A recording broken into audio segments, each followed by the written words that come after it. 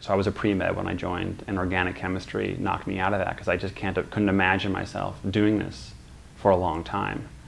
I'd sit down with my molecular model kit and it just didn't feel like this is where I was supposed to be. When I started, I thought I was going to be a doctor.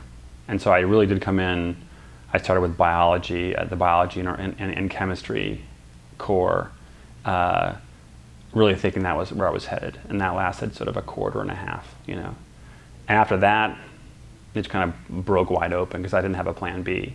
So once that ended, I really had to just sort of look around and start experimenting. You look around and see the bulk of your peers doing something else, something much more maybe done before, whether it's studying to become a doctor or an engineer or whatnot. And part of me would periodically really envy the sort of the predictability of that path, that you've got a bunch of markers and you just, if you go from A, B, C, D, you wind up here. When I graduated, the first job I got was a nanny, which was a job I held in order to be able to pursue music, which is what my real passion was. And so I played piano, I started playing in bands, and I spent my 20s trying to build up a career as a professional musician. And that's essentially about rejection. Whether it's submitting a demo tape to someone, trying to get a gig at a place, auditioning for things. It's an incredibly competitive business. Very, very few people make a living at it, and I was one of the people who didn't quite make a living at it. And I went from being in bands to becoming a film composer. When you submit sort of your demo tape to a movie, you're typically one of 300 or 400 composers vying for one job. And there are a relatively modest number of movies in a given year that actually hire composers. So by definition, it's mostly about rejection. And I did a handful of movies. I was turned down for many, many more than I did. So again, same sort of thing where I was basically told no all the time. And I think I got pretty accustomed over those years that no is kind of part of life's transactions. And then I started Pandora in 2000.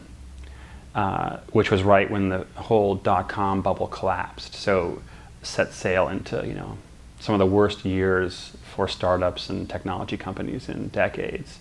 And so I spent again most of my time getting rejected. After raising a little seed capital to get going, I pitched Pandora 350 times to investors and was told no over a number of years.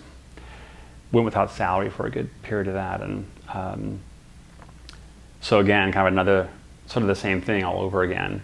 But the fact that I've been doing a similar I had a similar acceptance to rejection ratio for the previous 10 years, it was really nothing new for me. I didn't see it as either out of the ordinary or a sign that I shouldn't be doing it or that I wasn't capable. I just thought, hey, these are competitive things.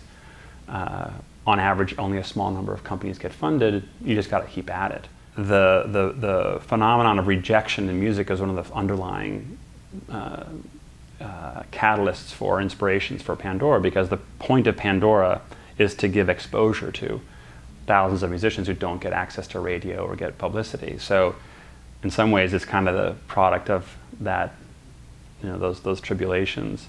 So yeah, these things just happened, and I just noticed them as they came upon. Even though the chances of each one of those successive career moves the chances of success were very, very low, to me the best thing I could do was do what I really loved to do. With the information that I had in my life at the time, pick the thing I really loved and put my all into it. So I have no regrets about having spent a lot of years struggling and being on the wrong end of no most of the time. Because I think the only thing you can really do at any given moment in your life is pick something you really love to do and that you have some capacity to do and really apply yourself to it.